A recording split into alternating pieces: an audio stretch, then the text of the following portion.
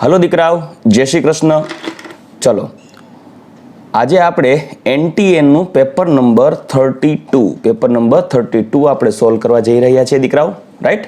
તો પહેલો ક્વેશ્ચન છે આપની સમક્ષ ઇંગ્લિશમાં ક્વેશ્ચન છે, જેને ગુજરાતી ટ્રાન્સલેટ કરતો જઈશ અને ક્વેશ્ચન સોલ્વ કરાવતો જઈશ. સો સૌથી પહેલા આપની સમક્ષ પહેલો પ્રશ્ન, consider the ground state of chromium atom. Z = 24. મતલબ કે ક્રોમિયમની ભૂમિ અવસ્થા માટે કે જેનો પરમાણુ ક્રમાંક 24 છે, right? The number of electrons with the azimuthal quantum number L = 1 and 2 are respectively. મતલબ કે ગૌણ ક્વોન્ટમ આંક 1 અને 2 માં રહેલા કુલ ઇલેક્ટ્રોનની સંખ્યા જોવાની છે. દીકરાઓ, ક્રોમિયમની ઇલેક્ટ્રોન રચના જોશું તો ઇલેક્ટ્રોન રચના થશે આર્ગોન અહીંયા લખીશું 4s2 અને 3d4. આવું થવું જોઈએ, પણ વાસ્તવમાં ક્રોમિયમ તો અપવાદરૂપ ઇલેક્ટ્રોન રચના ધરાવે છે, આથી આ ઇલેક્ટ્રોન છે નહીં. 3d અને 4s વચ્ચે ઉર્જાનો તફાવત ઓછો હોવાથી આ 4sના 2 ઇલેક્ટ્રોનમાંથી એક ઇલેક્ટ્રોન જમ્પ મારી અને આવશે 3dમાં, આથી એની ઇલેક્ટ્રોન રચના આવી થશે આર્ગોન 3d5 4s1. ચાલો, તો આખી ઇલેક્ટ્રોન રચના લખીએ તો 1s2 2s2 2p6 3s2 3p6 4s1 3d5, right? હવે તમને પૂછ્યું છે ગૌણ ક્વોન્ટમાંકના સંદર્ભે, તો દીકરા ગૌણ ક્વોન્ટમાંક માટે L = 0 1 2 3 એટલે SPDF, પણ તમારે 1 અને 2 ને ધ્યાનમાં લેવાનું, P અને D. તો P અને D કક્ષકો હોય એવી કક્ષકોની સંખ્યા જો અને તેમાં રહેલા ઇલેક્ટ્રોન 6 and 5, રાઈટ? તો 6 અને 6 12, જ્યાં L = 1 માં છે અને L = 2 માટે છે 5, તો આપનો ઓપ્શન આવવો જોઈએ A. તો આપનો જવાબ થશે A. ચાલો, રેડી? નેક્સ્ટ એના પછી આપણે બીજો ક્વેશ્ચન આપણે જોઈએ. બીજો ક્વેશ્ચન છે, which of the following ion has a highest value of ionic radius? મતલબ કે નીચેના પૈકી કયા આયનની આયનીય ત્રિજ્યા સૌથી વધુ છે? તો ચાલો આપણે આયોનિક ત્રિજ્યાના સંદર્ભમાં વાત કરીએ તો નીચેના પૈકી કયા આયનની આયોનિક ત્રિજ્યા સૌથી વધારે છે? ચાલો, તો B+3 O-2 Li+ અને F-. દીકરાઓ, આયોનિક ત્રિજ્યા એ સૌથી પહેલા પરમાણ્વીય ત્રિજ્યા કે આયનીય ત્રિજ્યા એ પરમાણુ ઉપર લાગુ પડતા Z ઇફેક્ટિવ એટલે અસરકારક કેન્દ્રીય ધનભારના વ્યસ્ત પ્રમાણમાં હોય છે અને ઋણ વીજભારના સમપ્રમાણમાં હોય છે. મતલબ કે આયનીય ત્રિજ્યા જેમ અસરકારક કેન્દ્રીય ધનભાર વધારે, ઇન શોર્ટ બીજા શબ્દમાં કહું તો ધનભાર વધારે તેમ ત્રિજ્યા ઓછી અને ઋણભાર વધારે તેમ ત્રિજ્યા વધારે, રાઈટ? બીજી વસ્તુ આપ આપના ઓપ્શન્સમાં જોઈ શકો છો, બોરોન, ઓક્સિજન, લિથિયમ અને ફ્લોરિન કે જે એક જ આવર્તના તત્વો છે, જેમાં ઋણ વીજભાર જેમ વધારે તેમ કદ વધારે. તો એના સંદર્ભે આપ જોઈ શકો છો ઓક્સિજનમાં ઋણ વીજભાર વધારે છે એટલે તેના ઉપર Z ઇફેક્ટિવ ઓછો થશે, મતલબ ઋણ વીજભારને કારણે તેનું કદ વધી જશે, કેન્દ્રનો ધન વીજભાર ઓછો રહેશે, કેમ કે તેની અંદર પ્રોટોનની સંખ્યા કેન્દ્રમાં છે 8 પણ ઇલેક્ટ્રોનની સંખ્યા છે 10, રેડી? તો સૌથી વધારે આયોનિક ત્રિજ્યા થશે ઓક્સિજનની, ત્યારબાદ થશે F-ની, કેમ કે ઋણ વીજભાર ઘટતો જાય છે. ત્યાર પછી એનાથી નાનું કદ થશે Li+ આયનનું અને એનાથી પણ ઓછું આયનનું કદ થશે +3, કેમ કે આ કોન્સેપ્ટને ધ્યાનમાં લઈને તમે ચાલી શકો, રાઈટ? આ પ્રશ્ન સોલ્વ કરવા માટે. તો એ પ્રમાણે જોવો તો ક્વેશ્ચન છે, which of the following ion has the highest value of ionic radius? સૌથી વધારે ત્રિજ્યા કેની હશે આયોનિક ત્રિજ્યા? ઓક્સિજનની. તો આન્સર આવવો જોઈએ O-2. ચાલો, રેડી? ચાલો નેક્સ્ટ ક્વેશ્ચન ઉપર આગળ વધીએ દીકરાઓ.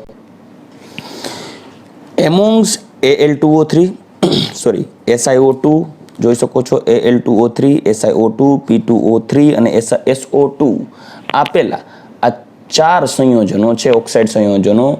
તેમના માટે એસિડિક પ્રબળતાનો યોગ્ય ક્રમ પસંદ કરવાનો છે, ready? Acidic strength, correct order of acidic strength, acidic પ્રબળતાનો યોગ્ય ક્રમ. દીકરાઓ હંમેશા યાદ રાખજો, નોન મેટલ એટલે અધાતુના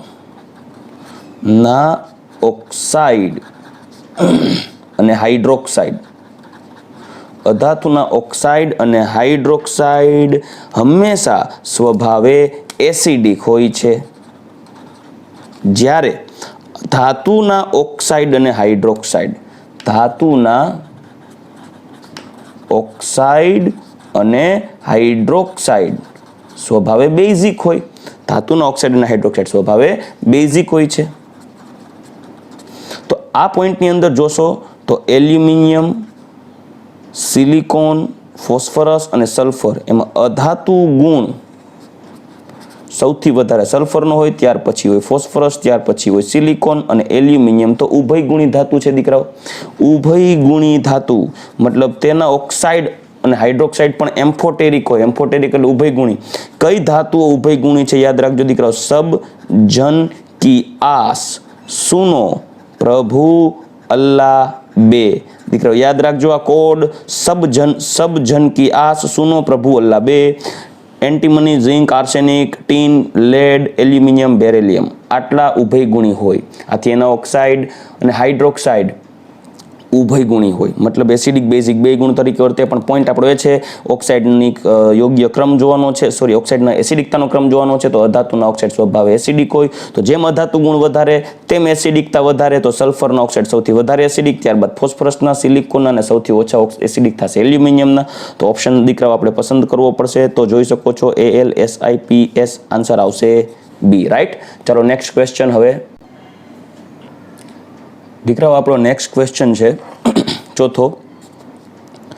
the energy required for lithium gas to Li+3 gas +3 electron. It means Li માંથી Li+3 આયોનાઇઝેશન કરવા માટે અને 3 ઇલેક્ટ્રોન દૂર કરવા માટે 19,600 કિલો જૂલ પ્રતિ મોલ જેટલી એનર્જી જરૂર પડે છે.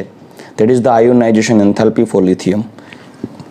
લિથિયમ ગેસની આયોનાઇઝેશન એન્થાલ્પી એટલે કે લિથિયમથી લિથિયમ+1 માટે હોય એ 520 કિલો જૂલ પ્રતિ મોલ છે. તો calculate the IE2 four lithium, મતલબ લિથિયમની દ્વિતીય આયનીકરણ ઉર્જાનું મૂલ્ય કેટલું થશે. ચાલો સિમ્પલ છે, ગણતરી તમને આપેલી છે. હવે તમારે પ્રથમ આયનીકરણ ઉર્જા, દ્વિતીય આયનીકરણ ઉર્જા અને તૃતીય આયનીકરણ ઉર્જાના સંદર્ભમાં મુખ્ય બાબત એ છે તમને કિલો જૂલ પ્રતિ મોલ આપેલ છે અને તમારો જવાબ ઇલેક્ટ્રોન વોલ્ટમાં અને સ્પીસીઝમાં છે. તો દીકરાઓ સૌથી પહેલાં આપણે એ બાબતને જાણવી જરૂરી છે કે ઇલેક્ટ્રોન વોલ્ટ અને કિલો જૂલ વચ્ચેનો સંબંધ શું છે. રાઈટ. તો 1.6022 × 10⁻⁻19 જૂલ. સાંભળજો દીકરા, 1.022 × 10⁻⁻19 જૂલ બરાબર 1 ઇલેક્ટ્રોન વોલ્ટ. આ 1 ઇલેક્ટ્રોન પરનો ચાર્જ છે જૂલમાં. રેડી. તેને 1 ઇલેક્ટ્રોન વોલ્ટ કહેવાય. હવે લિથિયમની Li માંથી Li+3 ઇલેક્ટ્રોન થવા માટેની કુલ ઉર્જા છે 19,600 કિલો જૂલ. છેલ્લા આપણે તેરો કિલો જૂલમાં જ જોઈએ. રાઈટ. આ ઉપરાંત લિથિયમમાંથી લિથિયમ+1 થવા માટે 1 ઇલેક્ટ્રોન દૂર કરવા માટેની કુલ ઉર્જા કેટલી છે? 520 કિલો જૂલ પ્રતિ મોલ. પહેલાં આપણે પ્રતિ મોલમાં જ લઈએ, પ્રતિ મોલ. ત્યારબાદ લિથિયમમાંથી એટલે કે Li+માંથી Li+2 થવા માટેની જે ઉર્જા છે એ તો ક્વેશ્ચન માર્ક છે. અને Li+2 થી Li+3 થવા માટેની જે ત્રીજી ઉર્જા છે એના માટે તમને એક હિન્ટ આપેલી છે. જુઓ, લિથિયમ પ્લસમાં માત્ર એક જ ઇલેક્ટ્રોન વધ્યા, કેમ કે લિથિયમનો પરમાણુ ક્રમાંક હોય 3. 3માંથી હવે Li+2 બને એટલે 2 ઇલેક્ટ્રોન તો ગુમાવી દીધા, તો 1 ઇલેક્ટ્રોન બચ્યો હોય. એટલે આ રચના થઈ ગઈ હાઇડ્રોજન જેવી. અને હાઇડ્રોજન માટે તમને આયનીકરણ ઉર્જા આપેલી છે 13.6 electron volt. 13.6 electron volt. Ready. આ એક હાઇડ્રોજન પરમાણુ માટેની ઉર્જા છે. તો સૌ પ્રથમ આપણે 13.6 ઇલેક્ટ્રોન વોલ્ટ આપેલ છે. એ 13.6 ઇલેક્ટ્રોન વોલ્ટને આપણે ગણતરી કરવી પડશે જૂલમાં અથવા તો કિલો જૂલમાં. રાઈટ. તો ચાલો દીકરાઓ, હવે સૌ પ્રથમ આપણે તૃતીય આયનીકરણ એન્થાલ્પી માટે લિથિયમ માટે વાત કરીએ તો એની ઇલેક્ટ્રોન એન્થાલ્પી, આયનીકરણ એન્થાલ્પી ગણીએ જૂલમાં. હાઇડ્રોજનની આયનીકરણ એન્થાલ્પી આપી છે 13.6. તો લિથિયમની આયનીકરણ એન્થાલ્પી જોતી હોય તો દીકરાઓ યાદ કરો, તમારે એ ઉર્જા ગણવા માટે E2 is equal two 13.6 into Z² આ સૂત્રને ફોલો કરવું પડશે સ્ટ્રક્ચર ઓફ એટમના બેઝ ઉપર, રાઈટ. હવે 13.6 ગુણ્યા Z² પરમાણુ ક્રમાંક લિથિયમ માટે 3, તો 3નો વર્ગ થશે એટલે 9 છેદમાં n² આવશે 1, કેમ કે પ્રથમ કક્ષાની અંદર ઇલેક્ટ્રોન હશે. તો આન્સર આવશે 13.6 ગુણ્યા 9. 13.6 ગુણ્યા 9. ચાલો, આ થઈ ગઈ આયનીકરણ ઉર્જા ઇલેક્ટ્રોન વોલ્ટમાં. કેના માટે? તો કે ભાઈ લિથિયમ માટે. પરંતુ તમારે એ લિથિયમની આયનીકરણ ઉર્જા ગણવી પડશે જૂલમાં અને પણ 1 મોલ માટે. તો 1 મોલ માટે ગણવી હોય તો 13.6 ગુણ્યા 9 ગુણ્યા ઇલેક્ટ્રોન વોલ્ટમાં છે જેને જૂલમાં કન્વર્ટ કરવા માટે 1.6022 ઇન્ટુ 10⁻⁻19, રાઈટ. પ્લસ હજી એક ગુણાકાર કરવો પડશે 1 મોલ માટે 6.022 ઇન્ટુ 10⁻23. આ બધાનો જો ગુણાકાર કરીએ 13.6 ગુણ્યા 9 ગુણ્યા 1.6022 ઇન્ટુ 6.022, રેડી. ત્યારે એપ્રોક્સ 1180 ગુણ્યા 10⁴ જૂલમાં.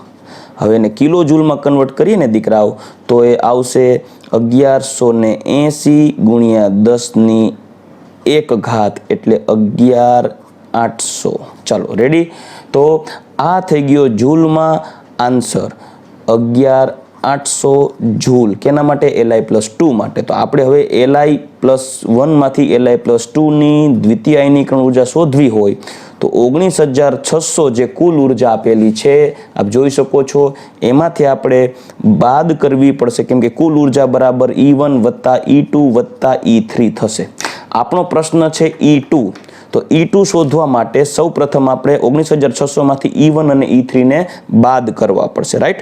તો E2 બરાબર 19600 માઇનસ 520 માઇનસ 11800. તો E2 થશે, સાંભળજો, 19600 માઇનસ 520 માઇનસ 11800. તો રાઉન્ડ ઓફ જવાબ રાખીએ એપ્રોક્સ 7280 જેવો આન્સર આવશે, રેડી. આ 7280 આવે છે કિલો જૂલમાં. તમારે ગણવાનો છે ઇલેક્ટ્રોન વોલ્ટમાં. સાંભળજો, ઇલેક્ટ્રોન વોલ્ટમાં. ઈવી તમને જો ઓપ્શનમાં જોઈ શકો છો, બધા ઓપ્શન્સ ઇલેક્ટ્રોન વોલ્ટમાં છે, રાઈટ. તો પર સ્પીસીસ, તો હવે કામ કરો, આ તો કિલો જૂલ પ્રતિ મોલ છે, તો એને પર સ્પીસીસમાં જોવું હોય તો પહેલાં તો કિલો જૂલને જૂલમાં ફેરવીએ. તો 7280 ગુણ્યા 10⁻³ એટલે જૂલ ભાંગ્યા 1 મોલ માટે છે ને, તો 6.022 ગુણ્યા 10⁻23 જેટલા ઘટકણો ભેગા થાય ને ત્યારે 1 મોલની ઉર્જા થાય. તો 1 ઘટકણની ઉર્જા કેટલી? તો ભાંગ્યા 6.022 ગુણ્યા 10⁻23. ચાલો, હવે એને પાછું ઇલેક્ટ્રોન વોલ્ટમાં ફેરવીએ તો 1.6022 10⁻⁻19 જૂલ. ત્યારે 1 ઇલેક્ટ્રોન વોલ્ટ હોય તો આટલા જૂલ એ કેટલા ઇલેક્ટ્રોન વોલ્ટ? તો ભાંગ્યા 1.6022 10⁻⁻19 કરવું પડે, રાઈટ. તો રાઉન્ડ ઓફ આપણે જે જવાબ લેવો છે તો જવાબ થશે 12 ભાંગ્યા 16 એટલે 7280 ભાંગ્યા 6.022 એટલે 7280. આપણે એમને રાખીને રાઉન્ડ ઓફ જો 73 કરીએ તો 73 ડિવાઈડ બાય 6 એટલે જવાબ આવવો જોઈએ 12.16 એપ્રોક્સ 16. એને ભાંગ્યા 1.6022 કરી નાખીએ 10⁻3 10⁻23 અને -9 એટલે 10⁻4 પ્લસ 4 ઉપર જાય તો -4 એટલે ગુણ્યા 10⁻3 ગુણ્યા 10⁻4 12.16 છેદમાં 12.16 ભાંગ્યા 1.6 12.16 ને આપણે રાઉન્ડ ઓફ કદાચ 12 જેવું ગણીએ ડિવાઈડ બાય 1.6 એટલે આન્સર આવવો જોઈએ એપ્રોક્સ 7.6 ઇન્ટુ 7.6ની આસપાસ આન્સર આવવો જોઈએ. રેડી? તો જવાબ આવવો જોઈએ આ રાઉન્ડ ઓફ કરીએ તો એના નજીકનો આન્સર જો ગોતીએ, કેમ કે એક્ઝેક્ટ આંકડો દીકરાઓ વિધાઉટ કેલ્ક્યુલેટર ગણવો મુશ્કેલ છે. આથી આપણે 7.6ની આસપાસનો જો કોઈ ઇલેક્ટ્રોન વોલ્ટ પર સ્પીસીઝ કેલ્ક્યુલેટ કરીએ તો જવાબ આવવો જોઈએ એ. રેડી? દીકરાઓ બહુ લેન્ધી દાખલો છે. આવો દાખલો પૂછાય તો એ દાખલો પોસિબલ હોય તો સ્કીપ કરી દેવો, અથવા તો મેં તો આ ગણાવવામાં સ્પીડ ગણાવેલું છે પણ તમારે થોડી સ્પીડથી કેલ્ક્યુલેટ કરવું પડશે. Ready? This is the most typical question.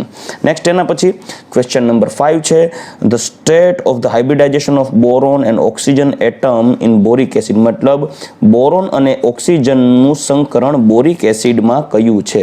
તો બોરિક એસિડ એકચ્યુઅલી બોરિક એસિડનું બંધારણ છે BOH OH અને OH. હવે બોરોનનો પરમાણુ ક્રમાંક છે 5, તો 1s2 2s2 2p1. હવે કદાચ આ બોરોનને એક્સાઇટ કરો તો આ 2s નો એક ઇલેક્ટ્રોન 2px1 ને 2py1 જશે. તો માત્ર ઇલેક્ટ્રોન 3 જ છે બોરોન પાસે સંયોજકતા કક્ષામાં બંધ બનાવવા માટે.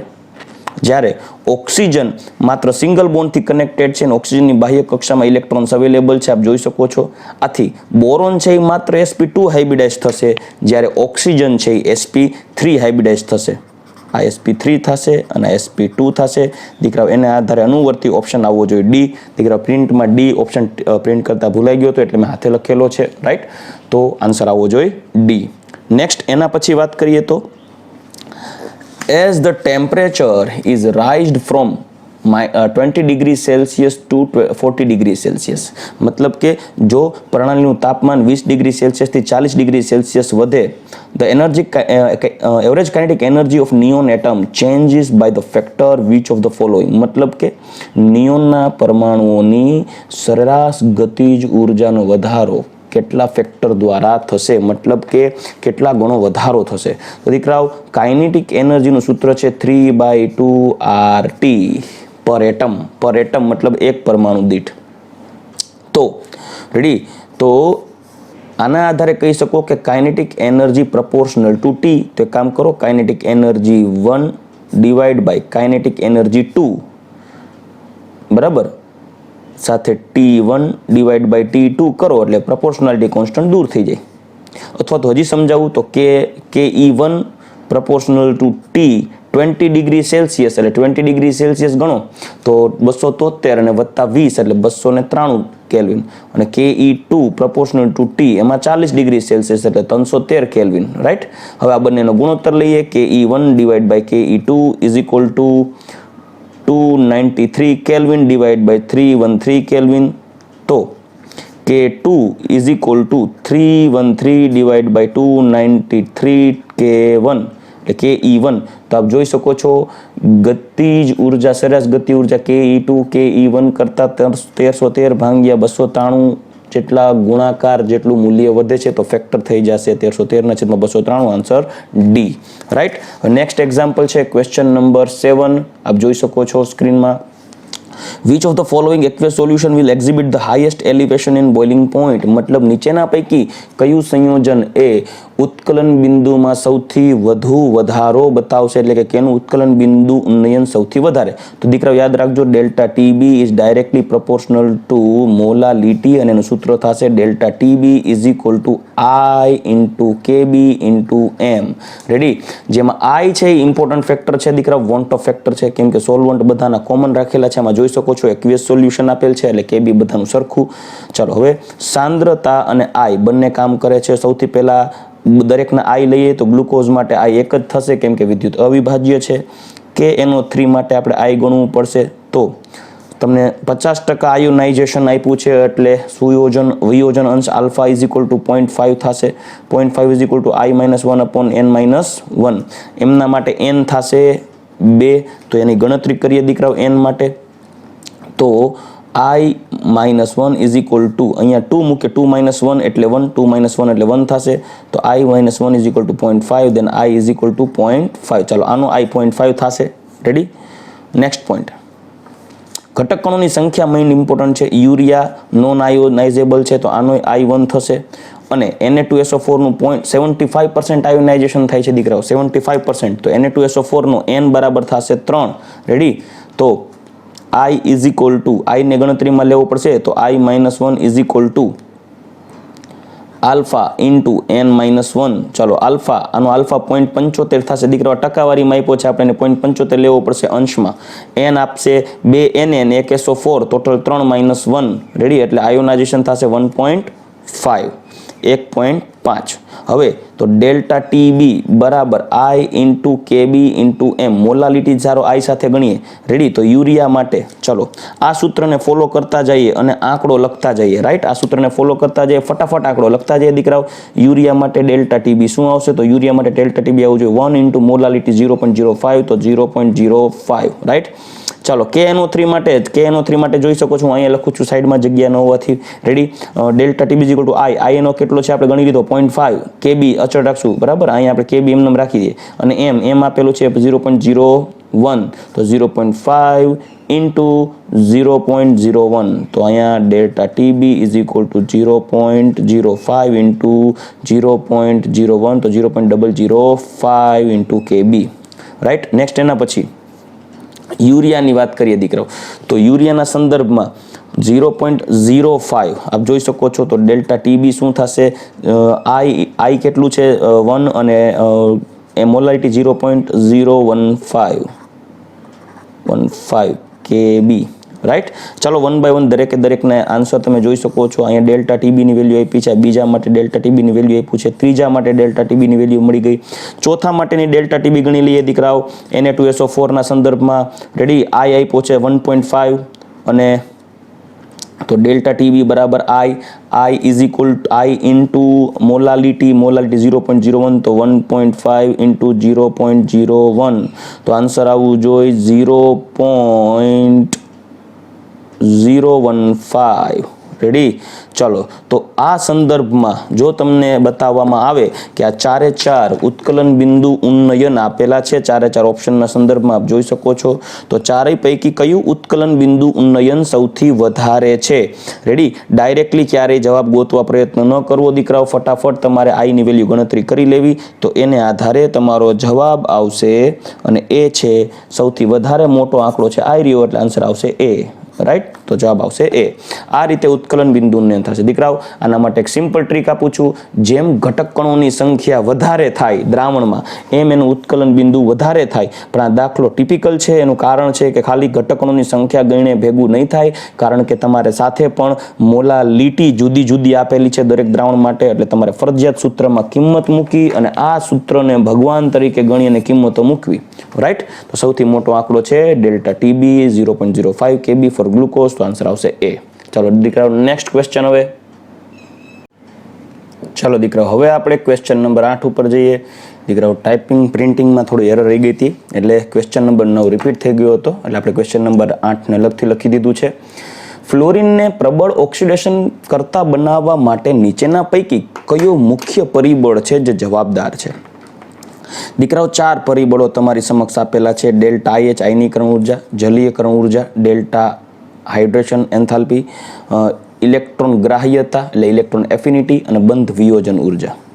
દીકરાઓ ફ્લોરિન પ્રબળ ઓક્સિડેશન કરતા એટલે છે કે જ્યારે ફ્લોરિન છે એ ફ્લોરિન ફટાફટ ઇલેક્ટ્રોન સ્વીકારી અને F- બનાવે આયન, ત્યારે એ F- આયન જેમ વધારે સ્થાયી હોય, સાંભળજો, જેમ સ્થાયી રહેતો હોય ને તેમ સરળતાથી કોઈ ઘટક કે સ્પીસીઝ માંથી ઇલેક્ટ્રોન મેળવી ઓક્સિડેશન કરતા તરીકે વર્તે. પણ મૂળભૂત વાત એવી છે આ સ્થાયી રહેવો જોઈએ અને તેની સ્થાયીતા ક્યારે વધે તો F- આયન છે એ F- આયનની ફરતે પાણીના અણુ સરળતાથી આકર્ષાય અને જોડાઈ રહે છે તેના ઉપર રહેલી નેગેટિવિટીને કારણે. અને એ પાણીના અણુ સરળતાથી આ રીતે જોડાય, હાઇડ્રોજન ઓક્સિજન હાઇડ્રોજન ધન વીજભારિત પાણીનો ધન વીજભારિત ભાગ આ ઓક્સિજન ફ્લોરાઇડ આયનની ફરતે ઘેરાઈ જાય છે. પરિણામે F- આયન તેના જલીયકરણને કારણે દ્રાવણમાં સરળતાથી જોડાઈ જાય. બીજી વસ્તુ, સમૂહમાં ઉપરથી નીચે તરફ આવી એટલે કે ફ્લોરિન, ક્લોરિન, બ્રોમિન અને આયોડિન, જેમ કદ વધે ને તેમ જલીયકરણ ઉર્જા ઘટે. આ પણ એક કોન્સેપ્ટ ટૂંકમાં યાદ રાખવાનો. અને જેમ જલીયકરણ ઉર્જા ઘટે તેમ સ્થાયીતા દ્રાવણમાં ઘટે. અને F- આયનની જલીયકરણ ઉર્જા સૌથી ઉપર હોવાથી વધારે હશે. બરાબર? આથી કહી શકાય કે F- આયનની પ્રબળ ઓક્સિડેશન કરતા તરીકેની વૃત્તિ એ એની જલીયકરણ ઉર્જાને કારણે છે, કારણ કે એની જલીયકરણને કારણે દ્રાવણમાં F- આયનની સ્થાયીતા વધારે જોવા મળશે. રાઈટ? ચાલો, તો રાઈટ દીકરાઓ, સૌથી પહેલા મેઇન પોઈન્ટ જલીયકરણ ઉર્જા. તો યાદ રાખો, જલીયકરણ ઉર્જા, સમૂહમાં ઉપરથી નીચે તરફ આવો એમ કદ વધે તેમ જલીયકરણ ઉર્જા ઘટે.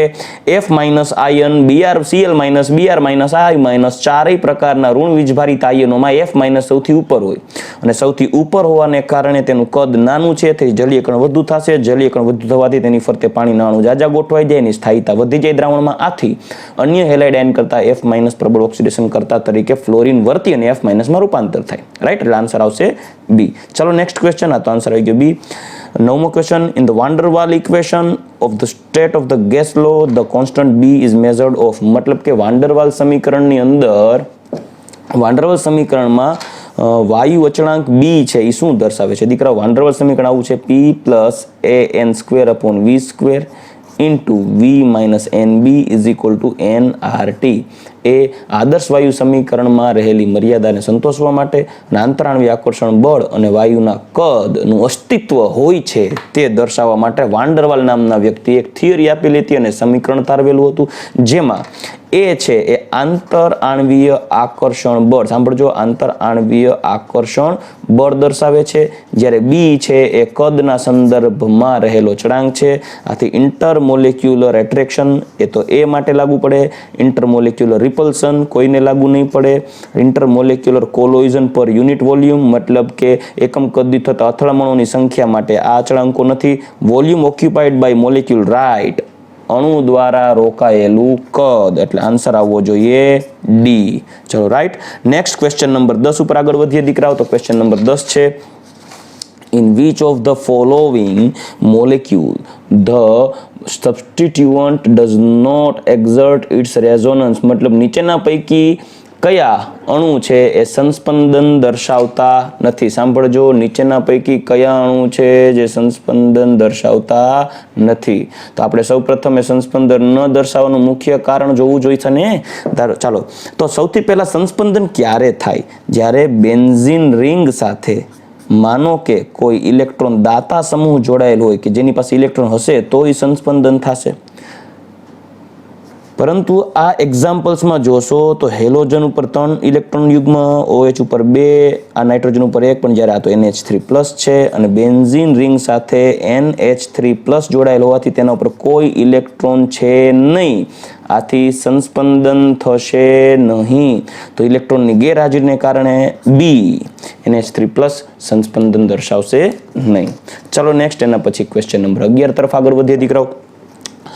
6.02 × 10⁻20 molecule of urea are present in 100 ml of solution. The concentration of urea solution is.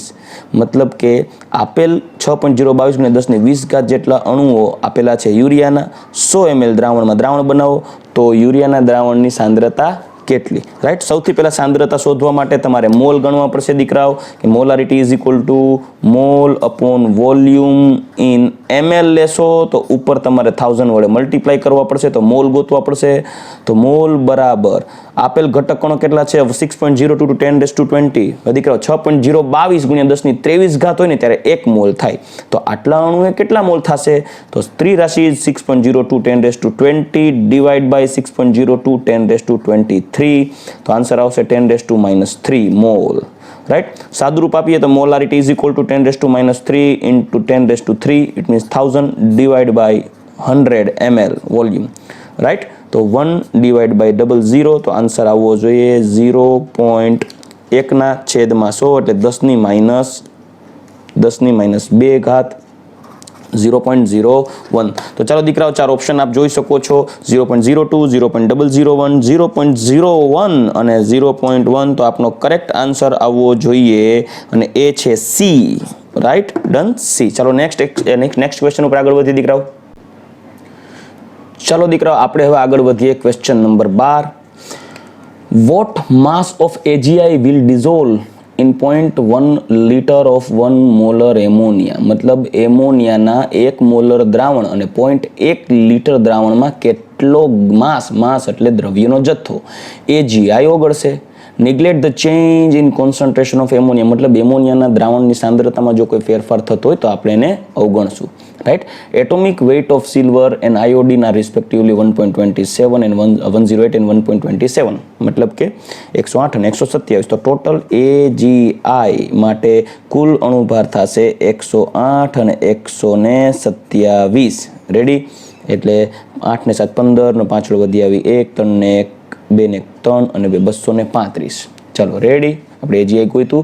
હવે KSP આપેલો છે AgI માટે અને ફોર્મેશન કોન્સ્ટન્ટ આપેલો છે સિલ્વર ના એમોનિકલ કોમ્પ્લેક્સ કમ્પાઉન્ડ માટે. રેડી. તો સૌથી પહેલા આપણે કામ કરીએ દીકરાઓ. અહીંયા AgI એનું આયનીકરણ કરીએ. રાઈટ. તો એક બનશે Ag પ્લસ એકવીએસ અને એક બનશે I માઇનસ એકવીએસ. દીકરો આના માટે આપણે સંતુલન અચાંક જે હોય એને અહીંયા કહીએ છીએ KSP. Right.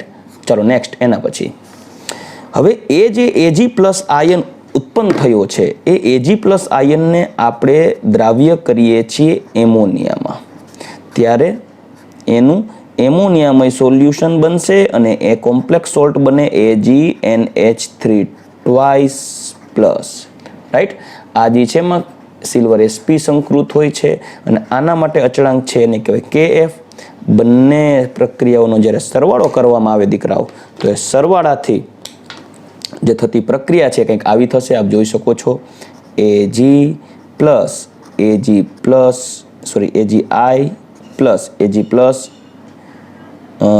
Plus 2 moles of NH3. It gives AgNH3 twice plus Ag plus I minus. Right. હવે સમાન પદ છે એ ઉડી જશે. બંને બાજુ જોઈ શકો છો આપ Ag પ્લસ આપેલા છે તો Ag પ્લસ કટ થઈ જશે. આથી બાકી રહેતી પ્રક્રિયા કેવી રહેશે? જો AgI plus 2 moles of NH3 આ તો સોલિડ હોય. It gives AgNH3 twice plus. ચલો ready. Okay. Plus I minus. હવે આપેલ પ્રક્રિયા માટે જેટલો Ag પ્લસ ઉત્પન્ન થયો હશે એટલું જ આ સાંદ્રતા ધરાવતું એક સંકીર્ણ ક્ષાર ઉત્પન્ન થયો હશે અને એટલો જ I માઇનસ ઉત્પન્ન થયો હશે. રાઈટ. તો આ પ્રક્રિયા માટે કુલ ઇક્વિલિબ્રિયમ કોન્સ્ટન્ટ કેટલો થવો જોઈએ? તો એ પ્રક્રિયાનો કુલ ઇક્વિલિબ્રિયમ કોન્સ્ટન્ટ આ બંને પ્રક્રિયાઓનો સરવાળો કરતા આ જો ત્રીજી પ્રક્રિયા મળતી હોય તો બંને પ્રક્રિયાઓના થી બનતા કુલ ત્રીજી પ્રક્રિયાનો સંતુલન અચળાંક એ બંને પ્રક્રિયાઓના સંતુલન અચળાંકના ગુણાકાર જેટલો થાય. ઇક્વિલિબ્રિયમ ચેપ્ટરમાં આપણે અભ્યાસ કરી ગયા છીએ દીકરાઓ. તો દીકરાઓ સંતુલન અચળાંકનું સૂત્ર થશે કે equilibrium is equal to KSP into KF. આવી રહ્યો. હવે કે ઇક્વિલિબ્રિયમ શું થશે દીકરાઓ? ખાસ જોજો કે ઇક્વિલિબ્રિયમ શું થશે આ પ્રક્રિયા માટે. તો કે EQ નું સૂત્ર થશે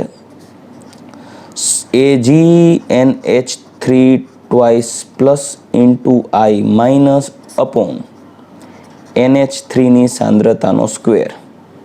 ચલો રેડી. હવે આને x કહી દે, આને x કહી દે તો કુલ થશે x સ્ક્વેર અપોન NH3 ની સાંદ્રતા તો આપેલી છે આપ જોઈ શકો છો 1 મોલર. રાઈટ. પ્રશ્નમાં જ કીધેલું છે અહીંયા જોઈ શકો છો 1 મોલર. રાઈટ. 1 મોલર તો અહીંયા 1 સ્ક્વેર થશે ઇઝ ઇક્વલ ટુ KSP ની વેલ્યુ તમને પ્રશ્નમાં આપેલી છે આપ જોઈ શકો છો 1.5 into 10 - 16. તો 1.5 into 10 - 16 into KF પણ આપેલ છે 1.6 10 - 7. સો 1.6 10 - 7. ચાલો રેડી. તો હવે એ 1.5 અને 1.6 એટલે બંનેનો ગુણાકાર કરીએ તો 15 15 એપ્રોક્સ રાઉન્ડ ઓફ જો ગણતરી કરીએ તો 225ની આસપાસ ટૂંકમાં જવાબ આવવો જોઈએ, 225ની આસપાસ, રાઈટ. કેમ કે 15 અને 16 એ બેનો ગુણાકાર કરશું એટલે શું જવાબ આવશે આપણે જોઈએ, રાઈટ. તો અને પ્લસમાં આ 10ની ઘાતનો જો મેનેજ કરીએ તો -6 અને +7, સાંભળજો, -16 અને +7, તો 10ની 16 -7 એટલે -9 ઘાત. રેડી? 16 - 7 એટલે -9 અને 1.5 અને 1.6 નો ગુણાકાર વિચારીએ તો એપ્રોક્સ 2.5 એટલે માનો કે મેં એવું કીધું ગણતરી કરીએ 1.5 × 1.6 15 15 225 એટલે આપણે ચલો 225 એટલે રાઉન્ડ ઓફ કરીએ 2.4 ચાલો 2.4 24 થશે. સર ગુણાકાર કરી લઈએ 15 અને 16 નો ત્યારે. પરંતુ આપણી પાસે આ તો વેલ્યુ છે x² ની, આપણે શોધવાનું છે x, તો એના માટે રૂટ કરવું પડશે. તો 24 × 1.10 કરીએ તો 24 નું જો વર્ગમૂળ લેવામાં આવે તો આવવું જોઈએ જવાબ 24 એટલે ચોકે 16 25 25 એટલે 4.8 નજીક આવવું જોઈએ. કેમ કે 25 5 નો વર્ગ 25 થાય તો 25 નું વર્ગમૂળ 5 થાય તો 24 નું વર્ગમૂળ 4.8 ની વચ્ચે ગુણ્યા 10 ની 5 ઘાત. આ આવે છે મોલ પર લીટર, રાઈટ. તમારે આ મૂલ્યને કન્વર્ટ કરવાનું છે ગ્રામ પર લીટર. કેમ કે તમારો પ્રશ્ન છે, ઓપ્શન જોશો દીકરાઓ તો ખ્યાલ પડશે, પ્રશ્ન પૂછ્યો છે ગ્રામમાં. રેડી? તો મોલ પ્રતિ લીટરને ગ્રામ પ્રતિ લીટરમાં કન્વર્ટ કરવામાં આવે, રાઈટ. જોજો -5 થશે અહીંયા તો 4.8 10⁻⁵ ઇન્ટુ એનો મોલેક્યુલર વેઇટ 235, બરાબર. જ્યારે એમનો ગુણાકાર કરવામાં આવશે 4.8 ને રાઉન્ડ ઓફ 5 કરી નાખીએ 4.8 ને રાઉન્ડ ઓફ કરી નાખીએ 5 તો 235 ગુણ્યા 5 કરીએ તો એપ્રોક્સ 1117 મતલબ 1175 ગુણ્યા 10⁻⁵ આવે તો તમારો આન્સર આવવો જોઈએ 4.8 × 10⁻⁵ એને ગુણ્યા 235 તો જવાબ આવવો જોઈએ 0.0117 પ્રતિ લીટર, ગ્રામ પ્રતિ લીટર. પણ આપણી પાસે દ્રાવણ છે એ લીટર નથી દીકરાઓ, જોઈ શકો છો પ્રશ્નમાં આપણી પાસે દ્રાવણ છે એ લીટર નથી, 0.1 લીટર છે. તો 0.1 લીટર હોય તો કેટલું આવવું જોઈએ? 0.00117 એપ્રોક્સ, રાઈટ, ગ્રામ પર 0.1 લીટર. તો એ ઓપ્શન ગોતો તો જવાબ 0.0017 ની નજીક આવવો જોઈએ. તો દીકરાઓ એ ઓપ્શન આપણે મળે છે આન્સર ABC D, રાઈટ. તો આન્સર આવવો જોઈએ D. ચાલો રેડી?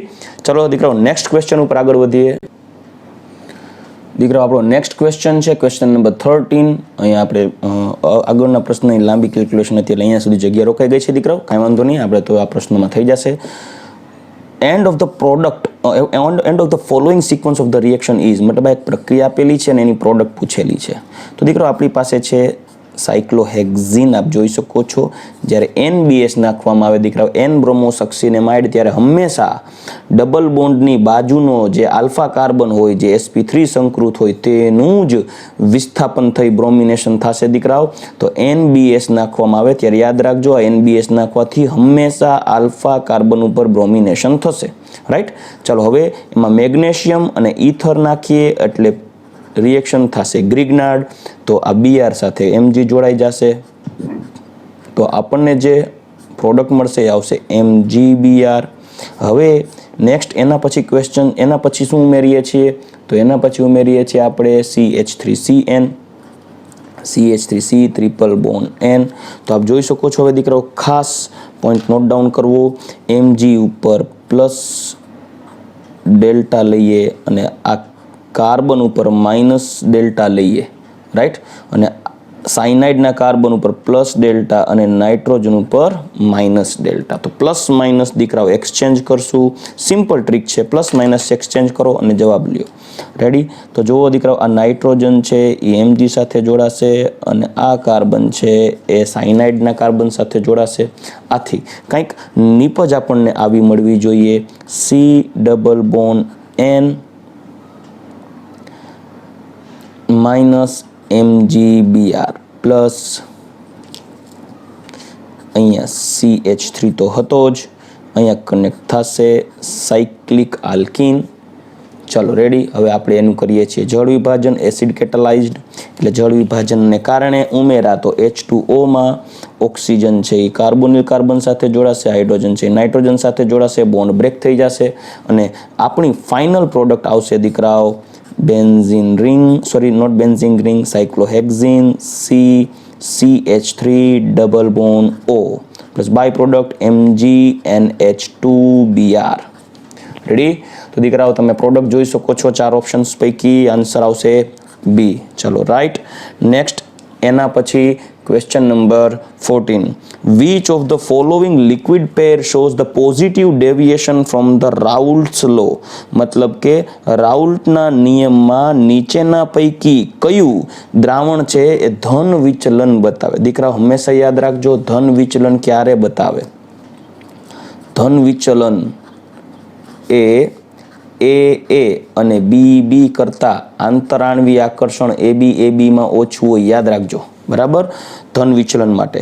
હવે આંતરાણવી આકર્ષણ બળ ક્યારે હોય? તો જોઈ શકો છો દીકરાઓ, વોટર, નાઇટ્રિક એસિડ, આ દીકરાઓ ઋણ વિચલન બતાવે છે.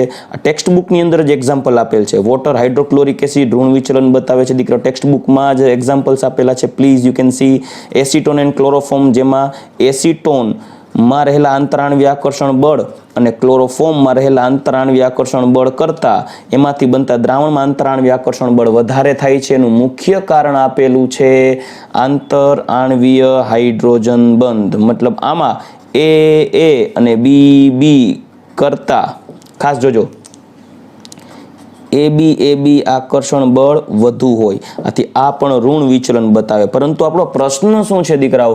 આપણો પ્રશ્ન છે પોઝિટિવ ડેવિએશન, મતલબ કે ધન વિચલન. ને ધન વિચલન મતલબ આંતરાણવી આકર્ષણ બળ નબળું હોવું જોઈએ. તો આંતરાણવી આકર્ષણ બળ નબળું કેમાં છે? તો દીકરાઓ બેન્ઝીન અને મિથેનોલ જોશો ને તો મિથેનોલમાં હાઇડ્રોજન બંધ હોય, રાઈટ, પરંતુ એમાં બેન્ઝીન આવે ને તો બેન્ઝીન છે એ મિથેનોલ વચ્ચેના હાઇડ્રોજન બંધને તોડી નાખે. આથી આંતરાણવી આકર્ષણ બળ નબળું પડી જાય. આથી આ એક જ એવો છે જે ધન વિચલન બતાવશે. આન્સર આવશે સી. રાઈટ? ચાલો તો 14મા પ્રશ્નનો આન્સર આવશે સી. હવે નેક્સ્ટ ક્વેશ્ચન ઉપર આગળ વધીએ. ચાલો દીકરાઓ, next question number 15. An ideal gas expand in volume from 1 × 10⁻³ to 1 × 10⁻² metre square at 300 kelvin temperature. મતલબ એક આદર્શ વાયુ V1 બરાબર 1 × 10⁻³ મીટર ક્યુબ થી V2 બરાબર 1 × 10⁻² મીટર ક્યુબ જેટલો એક્સપાન્ડ થાય છે, વિસ્તરે છે. T = 300 kelvin temperature. દબાણ આપ્યું છે P 1 × 10⁻5 ન્યૂટન પ્રતિ મીટર સ્ક્વેર. તો કેટલું કાર્ય થશે દીકરાઓ? કાર્ય W = P × V2 - V1 એટલે ડેલ્ટા V. 1 × 10⁻5 ન્યૂટન પર મીટર સ્ક્વેર ઇન્ટુ V2 એટલે 10⁻² માઇનસ 10⁻³ રાઈટ. તો હવે આ થશે મીટર ક્યુબ. તફાવત લઈએ 10⁻5 ઇન્ટુ 0.9 × 10⁻². રેડી? તો આન્સર આવશે -900, કેમ કે 10⁻² સોરી 10⁻+5 છે, 10⁻+5 છે. રેડી? તો અહીંયા આવશે -900. શા માટે માઇનસ આવશે? કારણ કે વાયુ વિસ્તરણ પામે છે. વાયુ વિસ્તરણ ત્રણ પામે છે, આથી પ્રણાલી દ્વારા કાર્ય થાય એટલે માઇનસ લખવું પડશે. તો ઓવરઓલ વેલ્યુ માઇનસ આન્સર આવશે જૂલમાં. કેમ કે મીટર ક્યુબ અને મીટર ઉડશે એટલે આન્સર આવશે ન્યૂટન મીટર, અને ન્યૂટન મીટર બરાબર જૂલ, આથી -900 જૂલ. આન્સર આવવો જોઈએ બી. ચલો રાઈટ. નેક્સ્ટ ક્વેશ્ચન લઈએ, ક્વેશ્ચન નંબર 16.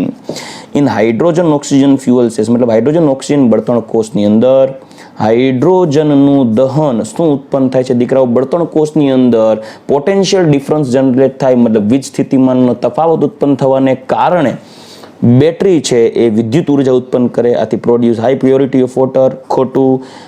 જનરેટ હીટ મતલબ ઉષ્મા ઉત્પન્ન કરે, ખોટું. એ તો દીકરાઓ વિદ્યુત ઉર્જા ઉત્પન્ન કરશે. Remove adsorbed oxygen from the electrode surface, મતલબ જે વિદ્યુત ધ્રુવની સપાટી ઉપર ઓક્સિજનનું અધિશોષણ થયેલું એને દૂર કરે ના, પણ એનો એક કોન્સેપ્ટ નથી. મુખ્ય હાઇડ્રોજન સેલનો કોન્સેપ્ટ છે પોટેન્શિયલ ડિફરન્સ, એટલે વીજ સ્થિતિમાનના તફાવતને કારણે વિદ્યુત ઉર્જા ઉત્પન્ન કરવાનો. આથી આન્સર આવવો જોઈએ ડી. એમનેમ ખ્યાલ પડી જશે. Create potential difference between the two electrodes, મતલબ બે વિદ્યુત ધ્રુવ વચ્ચે પોટેન્શિયલ ડિફરન્સ ઉત્પન્ન કરશે. રાઈટ. ચલો નેક્સ્ટ ક્વેશ્ચન છે, લાસ્ટ ક્વેશ્ચન 17મો. Ready. What is the equilibrium expression for the reaction?